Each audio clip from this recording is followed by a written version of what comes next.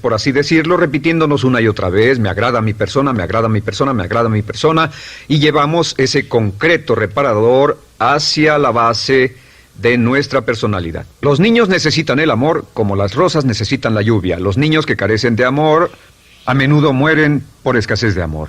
Es una enfermedad llamada marisma. Ahora, ¿qué más sabemos sobre los niños? Sabemos que los niños llegan al mundo con dos atributos notables. El primero es que no sienten temor. Los niños nacen sin temores. No temen a nada excepto a caerse y a los ruidos fuertes. Y esto se expresa en sus actitudes yo puedo. Los niños llegan al mundo pensando que pueden hacer cualquier cosa, y quien haya criado a un niño hasta la edad de 3, 4 o 5 años sabe que debe pasar esos primeros años evitando que se maten, porque son como pilotos japoneses, porque no le tienen miedo a nada. Su segundo atributo es que llegan al mundo totalmente espontáneos. Dicen lo que quieren, hacen lo que quieren, son totalmente desinhibidos. Totalmente. Ellos no temen hacer nada de lo que desean, y esto se expresa en su actitud no quiero. No tengo que hacerlo. Si ha tratado de controlar a un niño, lo habrá visto. Lo primero que dicen cuando comienza a darle órdenes, lo primero que aprenden es no tengo que hacerlo. Claro, a veces cambiamos sus mentes de una u otra forma, pero estos son los dos atributos con los que los niños llegan al mundo. Llegan al mundo sin temores y desinhibidos. ¿Qué significa esto? Significa que nuestro derecho innato natural es no ser temerosos y ser desinhibidos. Y solo cuando podemos crear la misma situación en nuestra vida adulta, cuando no tememos y somos desinhibidos, nos sentimos a gusto con nosotros mismos. Las mejores organizaciones, las mejores compañías son las que crean un ambiente donde nos sentimos sin temores y sin reservas para ser nosotros mismos y para hacer lo mejor de nosotros. Al crecer descubrimos que los niños aprenden de dos maneras. La primera es por imitación. Imitan a uno o a ambos padres, en especial al padre dominante. Algunas veces el padre dominante cambiará cuando crezca el niño, y a veces los niños imitan al padre, a veces a la madre, pero aprenden por imitación. Muchas características y hábitos que tenemos como adultos los aprendimos de nuestros padres. ¿Alguna vez ha tenido la ocasión de gritarle o reñirle a uno de sus hijos? Verá que le dice las mismas cosas que le dijo su padre a usted cuando era niño. Así que imitamos. A veces imitamos su caminar, a veces su forma de hablar, a veces imitamos sus valores, sus creencias, etc. Aunque esos valores y esas creencias no tengan ningún valor. ¿Por qué? Porque nuestros padres eran así cuando nosotros éramos niños. La segunda forma en que aprendemos es pasando de la incomodidad, lo que no se siente bien, hacia la comodidad. Freud llamó a esto el principio del placer. O sea que nos movemos hacia aquello que nos hace sentir cómodos, lo que nos da placer, lo que nos hace sentir bien con nosotros. Nos movemos de la incomodidad hacia la comodidad. Así es como aprendemos a no mojar el pañal, por ejemplo. Sabemos que no es agradable caminar con popó o pipí en nuestros pañales. Vemos lo que hacen nuestros padres, vemos lo que nuestros parientes hacen y decimos, estas personas no hacen lo que yo. Así aprendemos a caminar y lo demás. Así que de la incomodidad hacia la comodidad. Durante toda nuestra vida, por cierto, así es como aprendemos. Imitamos leyendo lo que otras personas hacen, estudiando libros y en el trabajo, imitamos cuando vamos a la escuela, y hacemos lo que nos da resultados positivos, lo que nos da refuerzos positivos, y hacemos cada vez menos las cosas que nos causan incomodidad o dolor. Ahora, muy temprano en la vida, como equivocación o como resultado de una equivocación que los padres cometen en la crianza, los niños comienzan a aprender hábitos y patrones negativos. Los patrones y hábitos negativos tienen sus raíces principalmente en la crítica destructiva. La crítica destructiva comienza muy temprano en la vida, a veces en los primeros meses. Y la crítica destructiva la usan los padres para dirigir y controlar a sus hijos. Desafortunadamente, tiene un efecto muy peligroso y dañino sobre nosotros, ya que la crítica destructiva tiende a minar la integridad de la personalidad del niño. Muchos de nosotros, incluyéndome a mí y a muchos de ustedes, nos hemos visto minados y heridos por la crítica destructiva más que todas las guerras en la historia. Ahora, como resultado de la crítica destructiva, comenzamos a desarrollar hábitos y patrones negativos. Los patrones de hábitos negativos son respuestas condicionadas hacia los estímulos. Los patrones de hábitos negativos se desarrollan en los inicios de la vida.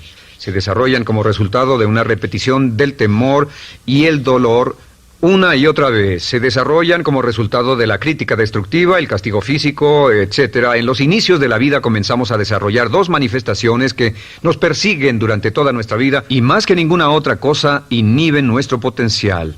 La primera es la llamada patrón de hábito negativo inhibido. El patrón de hábito negativo inhibido se aprende cuando al niño le dicen una y otra vez no. Aléjate de ahí, no toques eso, y se le castiga. Cuando el niño intenta algo nuevo, o se involucra con algo, o huele algo, o derrama algo, o rompe algo accidentalmente, el padre estalla y se enfada mucho. Como ven, el niño está impulsado por la curiosidad insaciable de explorar su mundo. Y lo que pasa es que cuando lo explora o se interesa y echa a perder algo, si el padre reacciona golpeando al niño, el niño comienza a pensar cada vez que intento algo nuevo, cada vez que intento algo diferente, cada vez que voy más allá de mis límites, cada vez que me salgo de mi zona de comodidad, cada vez que no juego sanamente, me golpean, me castigan, me lastiman, me envían a mi alcoba y me siento mal. Y muy pronto el niño desarrolla el sentimiento de no puedo, no puedo. No puedo. Cada vez que trato algo diferente, me castigan. No puedo, no puedo, no puedo. Es como la respuesta de Pavlov. Pavlov sonaba la campana y le daba de comer a un perro, y el perro salivaba, y Pavlov alimentaba al perro. Mientras sonaba la campana, el perro salivaba y siguió haciendo eso, y después Pavlov solo sonaba la campana y el perro salivaba. Lo que pasa en la vida adulta es que esto crea lo que llamamos temor al fracaso. El temor al fracaso es una respuesta condicionada a un proceso de crítica destructiva que ocurre en los primeros 5 o 6 años de la vida. El temor al fracaso automáticamente nos activa, nos sentimos ansiosos, tensos, intranquilos, sentimos presiones y estrés en nuestro plexo solar, sentimos ganas de retirarnos del evento y el temor al fracaso es la razón principal por los fracasos en la vida adulta. Es la razón principal por la que evitamos cumplir plenamente nuestro potencial. De hecho, todos los patrones de hábitos negativos se experimentan en el cuerpo físico. Puedes saber cuál es un patrón de hábito negativo porque se siente en el cuerpo físico, precisamente. El patrón de hábito negativo inhibido, el temor al fracaso, el no puedo, ocurre primero que todo en el plexo solar. ¿Ha tenido la ocasión donde debe hablar frente a un grupo, debe ir a una revisión de su desempeño o debe hacer una llamada determinante? Primero su plexo solar se aprieta. Si el temor continúa, su respiración se acelera. Su corazón comienza a latir apresuradamente, su frecuencia respiratoria aumenta y le duele la cabeza como migraña en la parte frontal, su garganta se le cierra y no puede hablar y se le seca la boca por completo y como se pone tan tenso y asustado va corriendo al baño. Estas son todas las manifestaciones. No hay peligro físico, pero sí peligro psicológico, una respuesta condicionada. Cuando sentimos estas cosas, la tendencia es retirarse de la situación que las ocasiona y es la razón por la que no logramos mucho si retrocedemos. Es muy importante. El segundo patrón de hábitos negativos es el compulsivo. El patrón de hábito negativo compulsivo se aprende cuando a los niños se les dice una y otra vez, más vale que lo hagas. Si no lo haces, tendrás problemas o me las pagarás. A los niños se les convierte en recipientes del amor condicionado. Los padres no intentan hacer esto, pero lo que hacen es sugerirle al niño, no te amo. Por lo tanto, no estás a salvo, a menos y hasta que hagas lo que yo quiero. El niño crece sintiendo, tengo que hacer lo que quiera mi mamá. Debo complacerla, debo complacer a papá, debo complacer a los demás, debo complacer a mis parientes y a veces debo complacer a mis semejantes, debo complacer a mis maestros, debo complacer a todo el mundo y crecen con esto, debo. No puedo hacer lo que quiero hacer, debo hacer lo que complace a las demás personas. Este patrón de hábito negativo muy temprano en la vida se traduce en el temor al rechazo. El temor al rechazo lo experimentan los hombres como adultos como un comportamiento tipo A. Hablaremos del comportamiento tipo A posteriormente.